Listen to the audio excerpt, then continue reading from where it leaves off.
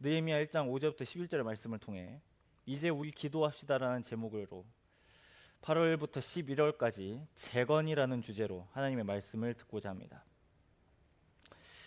근데 이 느헤미야라는 사람을 알려면 성경 여타 인물들이 다 그렇습니다만 특별히 이 사람은요, 이 사람을 알기 위해서는 이 사람이 살았던 시대의 배경을 좀 이해할 필요가 있습니다.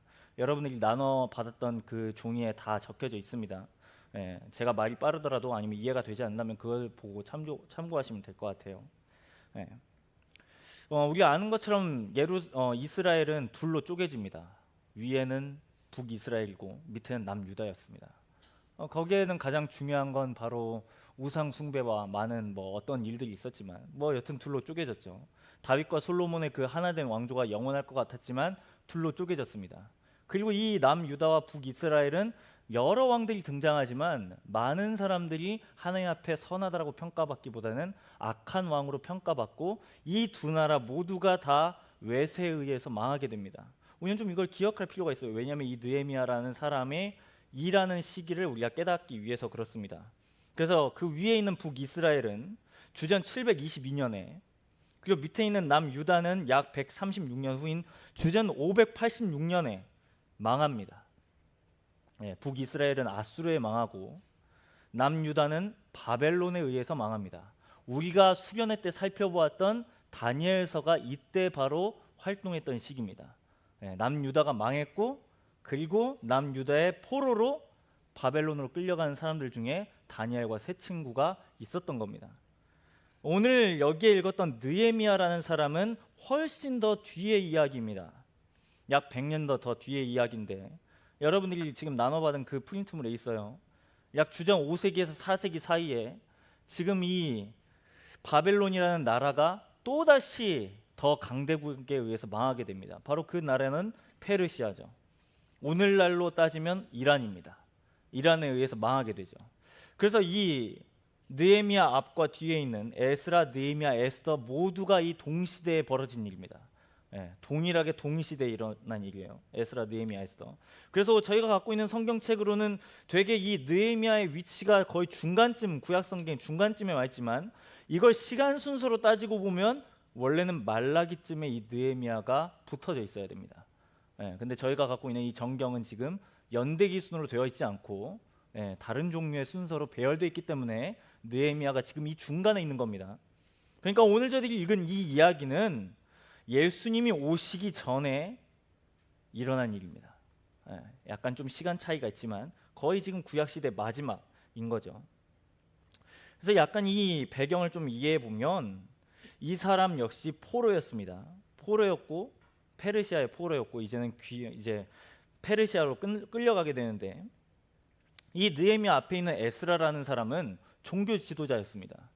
근데 느헤미야는 평신도였거든요. 그런데 둘 다 하는 역할이 똑같았습니다. 에스라는 종교 지도자로서 백성들에게 개혁을 요구했고 느헤미야는 평신도로서 백성들에게 개혁을 요구한 사람입니다. 그러니까 개혁을 요구했다는 일에는 동일한 사람들이었죠. 그리고 이 둘은 동역했습니다. 심지어 오늘 저희가 읽지 않았습니다. 느헤미야 1장 1절에 보면 이렇게 느헤미야 시대를 설명해 주고 있는 것을 알 수 있어요. 하가랴의 아들 느헤미야의 말이라 아닥사스다 왕 제20년 기슬루월에 내가 수산궁에 있다라고 말합니다. 여기서 나라는 사람은 느헤미야입니다. 그리고 이 수산궁은 페르시아 궁전을 의미합니다. 그리고 여기에 시간으로 따지고 보면 기슬루월이라는 시간은 바로 11월 중순부터 12월 중순을 말합니다. 그러니까 한겨울이에요. 지금 한겨울에 시작된 이 일이 이제 며칠 만에 이게 일어났는지 이제 이야기가 바로 느헤미야의 일인데 오늘 우리가 읽었던 11절에 보면 이 사람의 직업이 나옵니다. 이 사람의 직업은 바로 왕의 술 관원이었습니다. 이 왕의 술 관원이라고 하면 술을 따라주는 그런 사람이에요. 우리가 생각하기에 술 관원이라고 하면 그냥 술 시중만 드는 그런 사람일지 모르겠지만 이 당시에 술 관원이라는 직업은 상당히 고위직에 해당합니다. 그만큼 왕과 독대를 자주 해야 되고 독대를 자주 한 만큼 왕과 많은 정사를 이야기할 수밖에 없는 상당히 중요한 위치를 갖고 있는 사람이 직업이 바로 이 술 관원이에요. 그러니까 지금 나라가 망했고요. 남유다가 망했고 바벨론에 의해서 망했고 또다시 일어난 페르시아가 바벨론을 집어삼켰습니다. 그리고 그 포로들 중에 느헤미야가 뽑혀서 여기에 온 겁니다. 페르시아로. 이 상황이에요. 근데 그 사람이 뭐 탁월했는지 안 했는지 모르겠어요. 그 여정들은 밝혀놓고 있잖아요. 중요한 건 그 사람이 술 관원이 되었다는 거죠. 그리고 아닥사스다의 시중을 들었습니다. 그래서 이 20년 아닥사스다 왕 통치 20년에 어떤 한 소식을 듣습니다. 느헤미야 1장 3절입니다. 그들이 내게 이르되 사로잡힘을 면하고 남아있는 자들이 그 지방 거기에서 큰 환난을 당하고 능욕을 받으며 예루살렘 성은 허물어지고 성문들은 불탔다는 소식을 듣습니다. 지금 이게 무슨 얘기냐면 자신의 고국이 성이 무너졌다는 소식을 들은 겁니다. 자신의 고국의 성이 무너졌어요. 완전히 폐허가 된 채로 남아지게 된 겁니다. 근데 지금 이 사람이 어디에 있죠? 지금 유다에 있는 게 아니라 페르시아에 있던 겁니다. 페르시아에. 그러니까 자기의 지금 이 어려운 자기 민족의 어려움을 듣고 지금 오늘 봉독자가 읽은 이 본문은 바로 하나님 앞에 느헤미야라는 사람이 어떻게 반응했는가를 적어놓고 있는 구절입니다. 쉽게 말해서 기도한 거죠. 기도. 결국에 우리가 13장까지 아주 자세하게 보기 때문에 계속해서 설명하겠지만 결국엔 이 술 관원직을 감당하고 있으면 느헤미야는 평생 태평성대하게 살 수 있습니다. 돈 걱정 없이요. 게다가 추운데 궁궐에 있거든요. 자신의 민족의 아픔을 외면하면 자신의 개인의 인생 되게 편하게 살 수 있고 끝날 수 있어요. 그런데 이 민족의 어려움을 들은 이 사람이 그 술 관원직을 내려놓습니다. 기꺼이. 2장 1절에 가보면 자신의 술 관원직을 내려놓고 예루살렘으로 돌아갈 것을 결심합니다.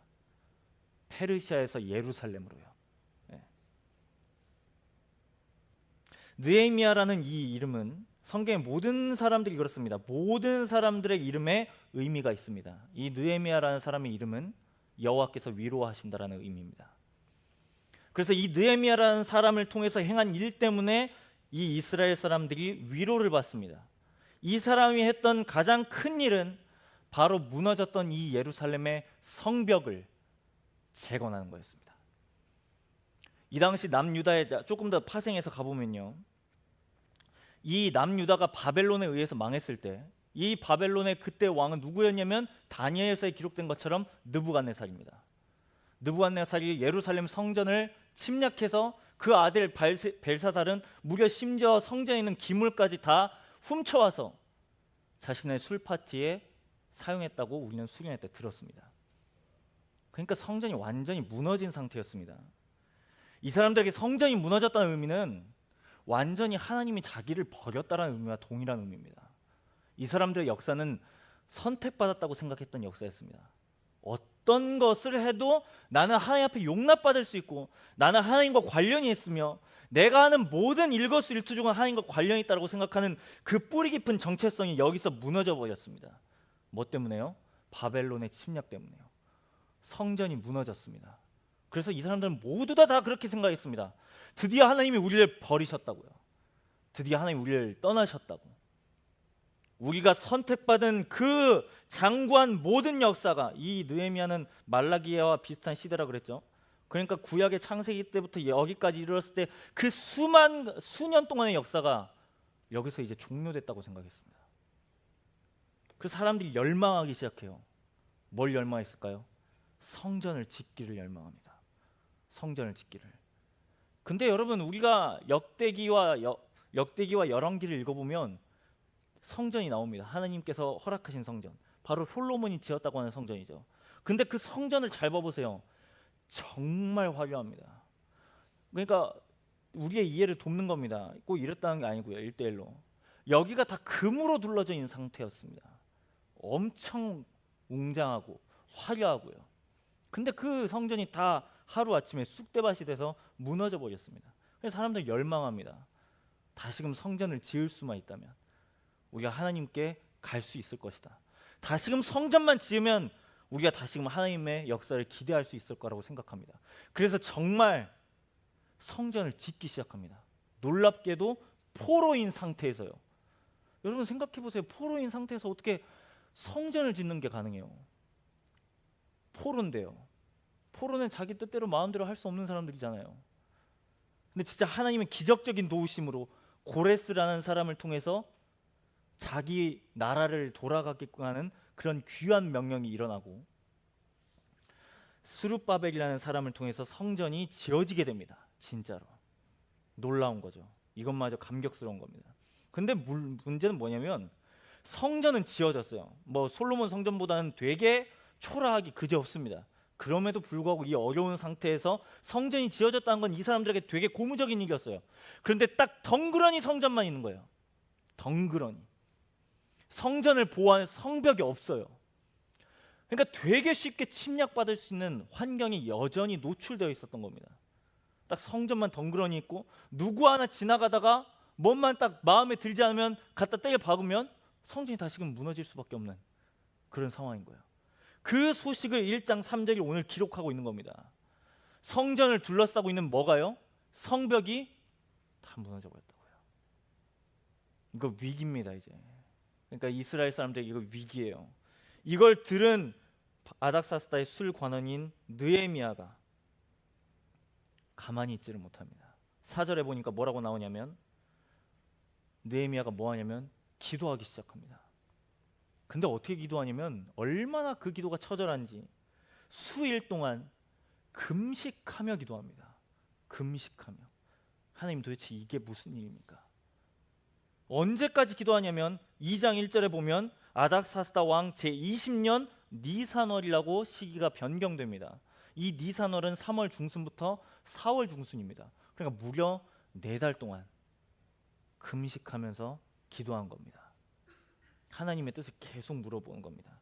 오늘 5절부터 11절은 하나님 앞에서 이 느헤미야라는 사람이 금식함으로 기도한 기도문입니다. 기도문. 오늘 여기서 되게 우리는 중요한 원리를 발견합니다. 여러분, 느헤미야는 솔직히 말해서 성벽이 무너졌을 때 책임이 전혀 없어요. 책임이 전혀 없어요. 페르시아에서 술 관원으로 잘 살고 있었어요. 이 사람은 자신의 개인적인 삶만 잘 소화해내면 그냥 잘 끝날 수 있는 그런 삶이에요. 그런데 여러분, 그 3절의 소식을 듣고 4절은 금식함으로 나아갑니다. 그런데 그 기도의 내용과 반응을 보면 너무나 놀랍게도 자신의 동족들이 당하는 그 비극 앞에 무시하는 게 아니라 그걸 자기의 일로 받아들인다는 거예요. 자기의 일로. 지금 이렇게 5절부터 11절까지 길게 기도한 이유가 개인적인 어려움 때문에 기도한 게 아닙니다. 술 관직이 갑자기 박탈되어져서 기도한 게 아니에요, 여러분. 바사가 갑자기 끝나서 그렇기 때문에 기도한 게 아닙니다, 여러분. 그가 그렇게 절박했던 이유는 자기와 자기 공동체의 어려움을 동일시했기 때문에 그래요. 이건 나의 어려움이라고 생각했다고요. 나의 어려움이라고. 이건 저 사람들의 어려움이 아니라 나의 어려움이라고 생각했기 때문에 한시라도 바쁘게 당장이라도 하나님 앞에 나아가서 기도하게 됩니다. 그리고 그 기도의 원리를 보면 개인 안에서 끝나는 게 아니라 그 사람들을, 우리를 위해서 기도합니다. 그런데 여러분, 우리가 살아가는 현실을 봐보세요. 나중 시대입니다. 나 중심 시대라고요. 내가 아니면 다 괜찮아요. 내가 당하지 않는 어려움이면, 내가 직접적으로 경험하지 않는 어려움이면 그 사람이 죽든지 말든지, 그 사람이 힘들든지 안 힘들든지 괜찮은 거죠. 내가 안 힘드니까요. 나 중심으로 해석하고 나 중심으로 받아들입니다. 그만큼 우리 모두는 내가 중요한 시대를 살아가고 있습니다. 내가 불행하면 불행한 거고요. 내가 행복하면 행복한 겁니다. 공동체요? 그거 알아서 뭐 할 건데요. 내가 속한 곳이 어떻든 간에 별 상관이 없습니다. 여러분, 근데 이런 모습들이, 문제는 그리스도인들에게도 잘 나타나는 양상이라는 거예요. 여러분, 우리 기억해야 됩니다. 우리가 복음을요, 복음답게 누리지 못하는 이유가 바로 여기에 있습니다. 우리가 복음이 무엇인지는 다 알아요. 예수 그리스도가 나를 위해서 희생한 일이요, 예수 그리스도가 나를 위해서 부활하신 일입니다. 알아요. 근데 그걸 누리지는 못해요. 그걸 적용하진 않아요. 왜요? 그걸 내 안에서만 적용하거든요. 나 안에서만 해석하거든요. 그러니까 그리스도께서 감당하신 희생이 나를 위한 일이면 잘 알지만 우리의 전체를 위한 일로는 확장시키지는 않아요. 우리의 주제로는 확장하지 않죠. 그러니까 아는 것과 알물 삶으로 사는 것은 전혀 다른 부분입니다. 여러분, 종교개혁자 칼빈이 이런 말을 했다 그래요. 인간의 마음은 우상을 만들어내는 공장이라고요. 그러니까 저와 여러분의 마음은 지금 공장이에요. 우상을 만들어내는. 그도 그럴 게 우리는 아무리 이 복음의 소식을 들어도 우리의 입맛에 맞게 변형시켜 버립니다. 복음을. 내가 유익한 대로, 내가 이익 있는 대로, 내가 원하는 쪽으로 그것을 해석하고 왜곡시킬 때가 있습니다. 그러니까 복음을 발견하는 기쁨은 있는데 이런 양상이 벌어집니다. 그 복음으로 다른 사람을 정죄합니다. 다른 사람은 복음이 없다라고 정죄하고요, 복음이 없다고 판단하고 교만의 죄를 빠질 때가 있습니다. 그러니까 우리가 받아들이는 복음, 내가 발견한 복음은 끊임없이 나 조금 더 확장하면 내 가족까지만 해서 끝나버립니다. 우리는 오늘 분명히 느헤미야의 태도를 통해서 우리의 지평이 넓어져야 함을 듣습니다. 그러니까 내가 받은 복음의 소식은 나 자신을 넘어서 우리 공동체를 향해서요, 우리가 딛고 있는 세상을 향해서 나아가야 한다라는 겁니다. 그때 우리는 그가 어떤 태도로 하나님 앞에 나아가는지 그의 기도를 통해서 배울 수 있습니다. 오늘 함께 읽은 5절부터 11절입니다. 여러분, 이 사람이 당했던 그 배경을 잘 생각해보고 적용시켜보면 우선순위에 대한 문제가 있음을 우리가 압니다. 바로 기도예요. 기도. 이 사람의 영향력 제가 설명드렸습니다. 이 사람은 거의 2인자예요. 손에 꼽히는 권력자라고요. 아닥사스다 왕은 이 당시에 상당히가 아니라 전 세계를 다스리는 사람이었어요. 전 세계를. 유럽을 쥐락펴락하는 사람이었다고요. 그러니까 이 사람이 2인자 역시 쥐락펴락할 수 있는 권세가 있지 않겠어요? 그렇다면 이 사람이 어려움을 들었을 때, 자신의 민족의 어려움을 들었을 때 자기가 갖고 있는 힘을 통해서, 자기가 갖고 있는 영향력을 통해서, 자기가 갖고 있는 그 관직의 힘을 빌어서 할 수 있지 않겠어요? 좀 고민해 봐서 나갈 수 있지 않겠어요? 자기 힘으로요.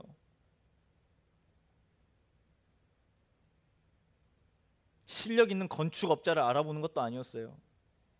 이 성벽을 재건하기 위해서 수만 가지를 준비하는 제반사항을 꼼꼼하게 체크하는 것도 아니었어요.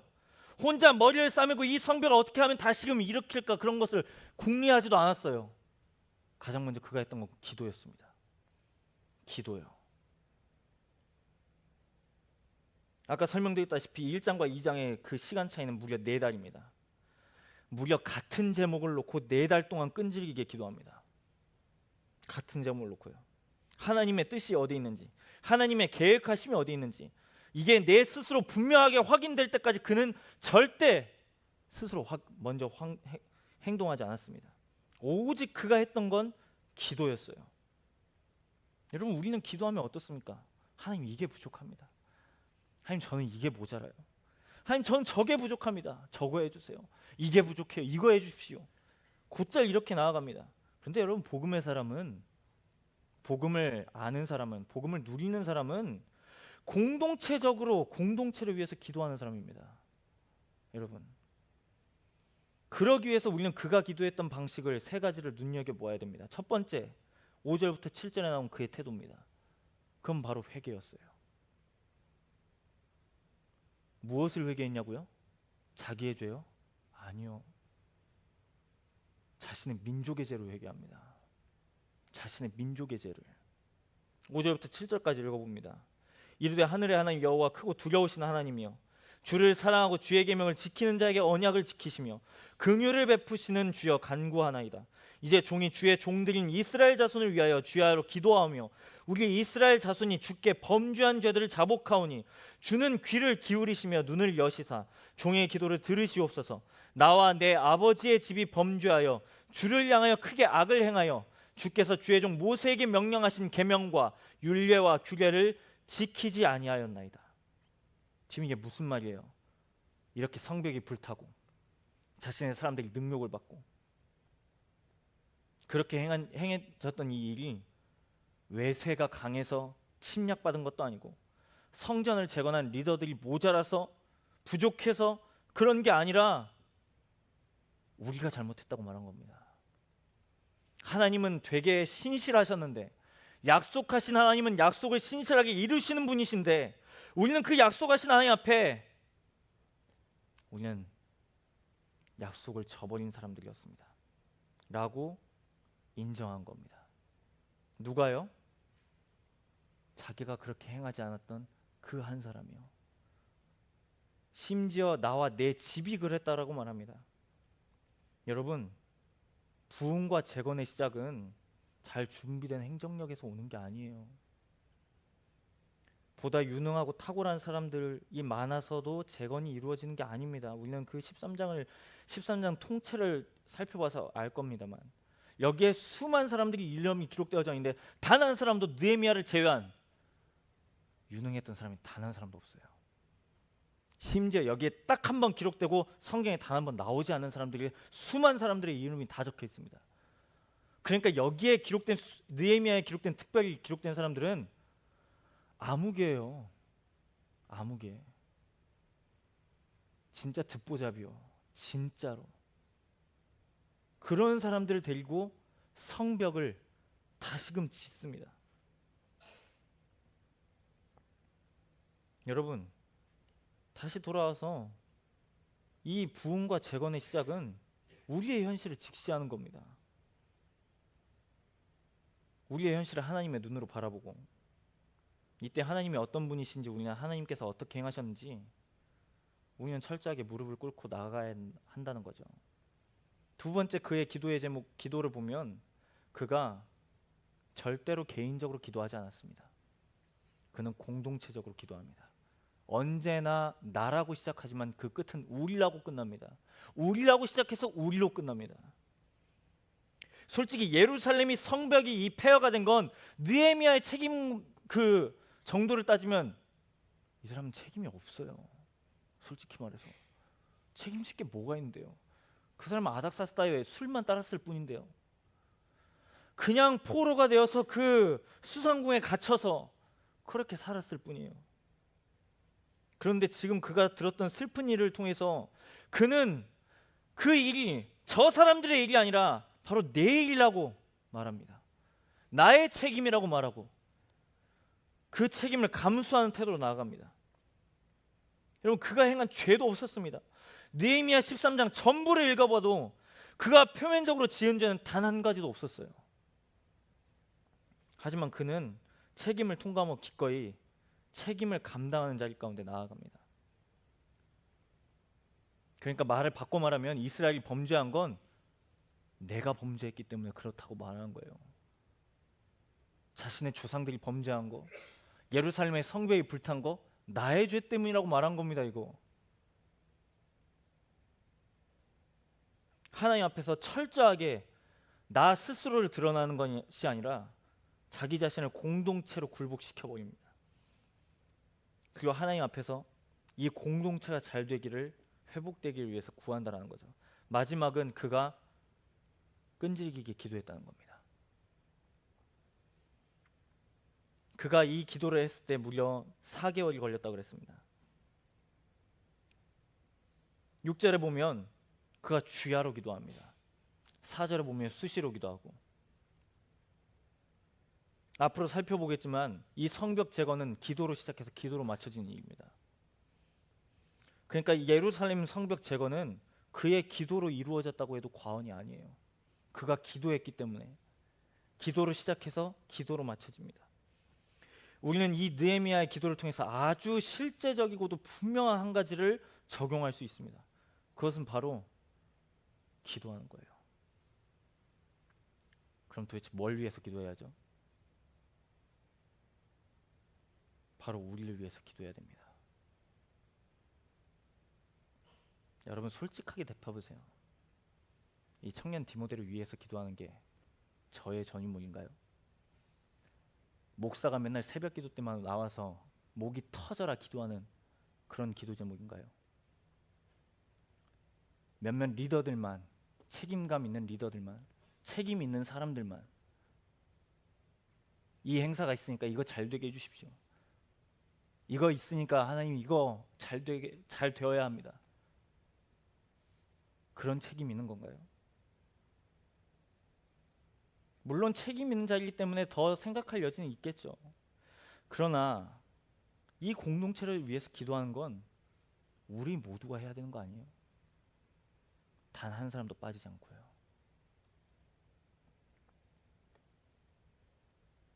알 겁니다. 여기에서 나고 자라신 분들은 여러분들의 부모님과 여러분들의 조부모님이 우리 청년부를 위해서 얼마나 많은 기도를 쌓고 계시는지 전 그걸 매일 느껴요.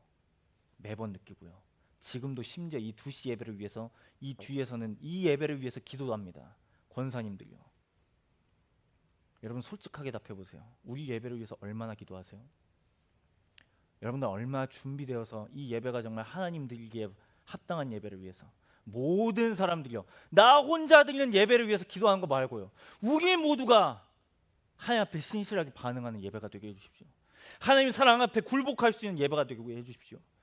하나님 사랑이 아니고서는 내가 반응할 수 없는 그런 예배가 되게 해달라고 우리 얼마나 기도하세요?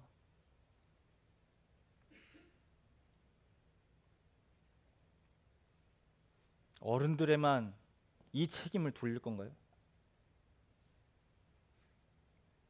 여러분, 구성원들이 전심으로 하나님의 얼굴을 구하지 않고서 어떻게 부흥을 경험할 수 있겠습니까?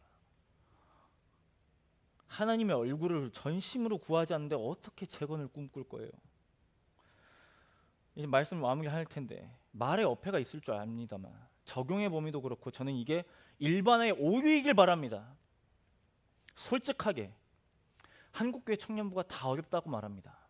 누구나 동의하죠. 동감합니다. 어떤 공동체를 가도 청년부가 다 어렵대요. 문제가 있대요. 그런데 기도는 안 해요. 기도는 안 해요. 문제는 현실은 잘 직시해요. 이게 안 됩니다, 목사님. 이게 없어요. 사람이 없어요. 이거 감당할 사람이 없어요. 이거 시스템이 좀 문제 있는 거 아니에요? 이거 리더 부족하니까 안 되는 거 아니에요? 그럼 기도하셨어요? 그거 놓고 얼마나 기도했어요? 기도하지 않아요. 소위 영적으로 일어나기를, 부흥되어지기를 소망은 해요. 아, 우리 청년부 잘 되겠거니, 잘 됐으면 좋겠다, 좀 사람 많아지면 좋겠다, 예배 좀 뜨겁게 드리면 좋겠다, 리더들 많이 세워지면 좋겠다. 그럼 막연한 희망은 있는데 그걸 기도까지 승화하는 데까지 안 가요. 기도하지 않아요. 기도의 시간 일부러 찾아가지 않아요. 기도한다고 해도 어디까지나 나 중심으로만 기도해요. 나 중심으로만. 여러분, 복음의 사람은, 복음을 위해 사는 사람은 나의 헌신의 지평이 내 안에서만 그치는 게 아닙니다. 여러분 그런 의미에서요, 헌신은 기쁜 거예요. 여러분 이거 잘 이해하셔야 되고 오해하지 말기 바랍니다. 여러분 헌신해서 우리가 소모될 수 있죠. 맞아요, 소모될 수 있습니다. 그런데요, 더 큰 기쁨이 있다는 걸 아시나요? 내가 드려질 때 주의 일이 이루어지는 것을 보고 하나님이 기뻐하신다는 걸. 우리는 이걸 경험해 봐야죠. 그냥 교회 왔다더니 내가 일만 하고 끝났습니다, 목사님. 뭐 물론 제도적으로 그럴 수도 있겠습니다만 우리의 인식의 한계 아니에요. 교회 갔더니 나 일만 해야 되네.